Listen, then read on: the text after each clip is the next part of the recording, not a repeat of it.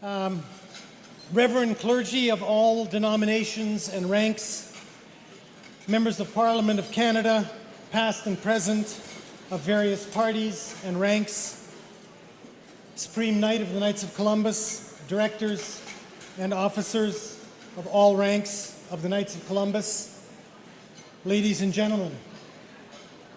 I very much appreciated Archbishop Prendergast's grace, because and I'm not quoting exactly, but he asked for prayers for those who are afraid when they are asked to do pro-life work. And I must admit that I have great trepidation in standing in front of this huge crowd and offering a few words, particularly while I'm interrupting people as they're eating. So please forgive me. I do appreciate the fact that even though I'm retired, even though I'm a past member of Parliament, I've been given the opportunity to say a few words to you. Now, by the way, it was quietly told to me that my speech shouldn't drone on too long and that a few words should be a few words. So I will try to keep to that. And I'm going to keep my remarks in 3 parts. So you'll be able to count them off so you'll know eventually when I'll be finishing. Part 1. This is the first time I've had an opportunity to address the Rose Dinner, and it gives me an opportunity to briefly reflect on my political career and to offer thanks. On September the 9th, 1988, after a hard-fought, politically dirty contest, I won the nomination of my riding to be the Liberal candidate in the next election against the Conservative incumbent. My victory was due to my being able to cobble together a diverse coalition of supporters. In my acceptance speech on that night, I went to great lengths thanking many people. Tonight, I just want to remember especially 2 groups without whose help I would never have won that nomination. First, I wish to thank Jim Hughes and all the folks at Campaign Life Coalition.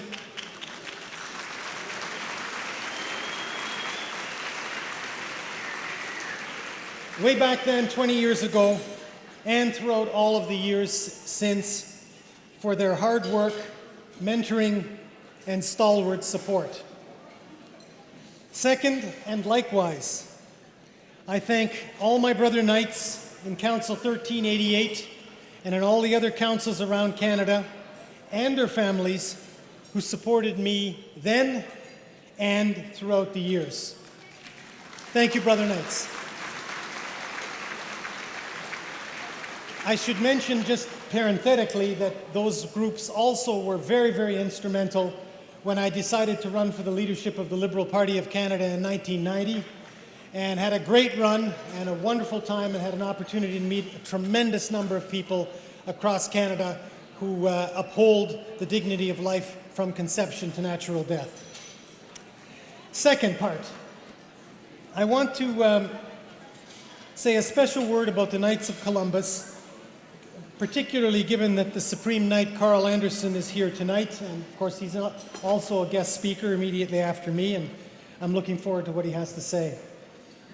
I joined the order together with my brother in February of 1979, 30 years ago, which really doesn't seem possible to me.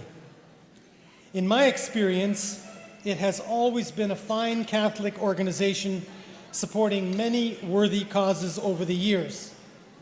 But it seems to me that in particular, during the tenure of this Supreme Knight, the respect for life and the respect for marriage have taken center stage in the focus of the Knights of Columbus.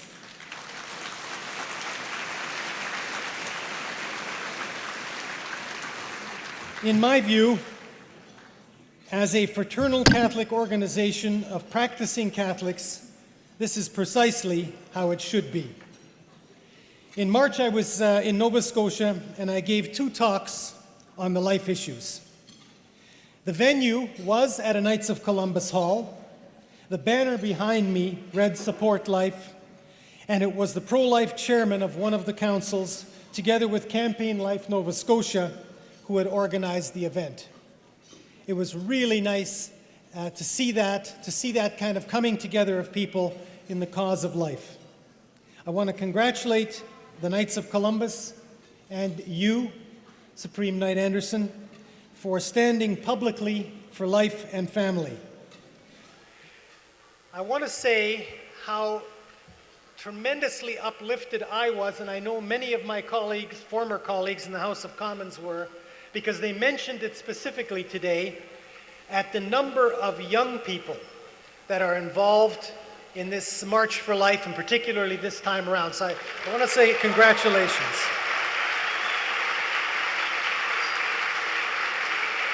You know, I mentioned that it was 30 years ago I joined the Knights, and it was 20 years ago that I was first elected. And I want to tell those young people that think it's going to be forever before they hit 20 or 25 or 30, I can assure you that life goes by far more quickly than you anticipate.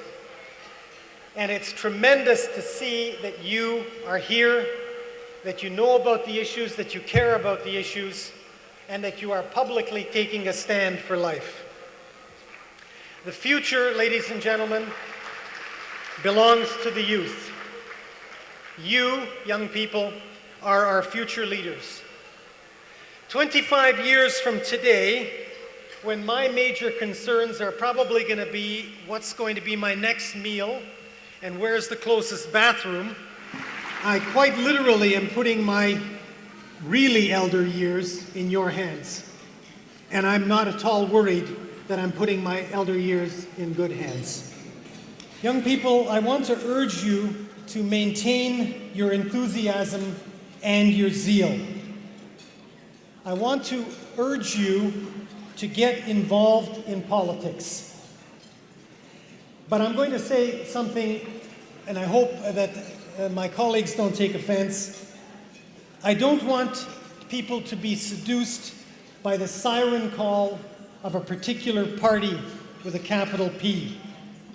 Rather, I'm urging each and every one of you young people, and that goes for everybody here for that matter, to search yourselves for what principles, and that's with a capital P, are important to you.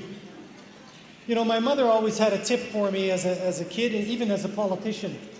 Whenever you're struggling with something, make a list. Prioritize it. Go over it again and see if it still makes sense. So I urge you, if you're having difficulty prioritizing what are your principles, write them down. Pick maybe 5 or 6 or 7 of the top principles that you think you care about. And then once they're written down, mull over them and put them in order of importance to you. By the way, make a copy, put it away, look at it 20 years later. I bet you'll be shocked at the difference in what you think is an important principle in many cases 20 years from when you were a young person. In any event, when you get involved in politics, have those principles in your mind and get involved with people who have the same principles with a capital P.